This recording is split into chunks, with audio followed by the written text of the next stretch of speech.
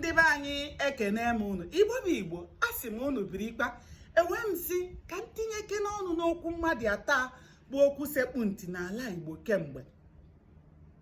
N'uche nke m, ebe ọbụla nwata na-ebe akwa na-arụ aka, n'ezie ọ bụrụ na nne ya anọghị ya, nna ya ga-anọrịrị ya.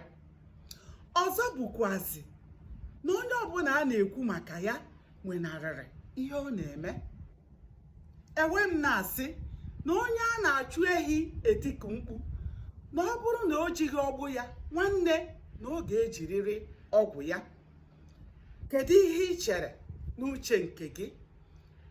Ị chere na ihe gọvanọ Soludo na ndị otu ya na-eme dị mma ka ọ bụ na ọ dịghị mma? Kedu ihe ị chere? Kedu ihe ị chọrọ ka eme mmadụ ata? Ị chọrọ ka ha jebe nga ka ị chọrọ ka a hapụ ya? Ahapụ ha, detuo ya ebe a na-edetu okwu, tinye ọnụ, maka na a sị na anyụkọ mamiri ọnụ ọgbọ ụfụfụ. Aka m bụkwa nwanne unu nwaanyị Oriakụ Uju Anyanwụ. Ndewo, ka o mesị.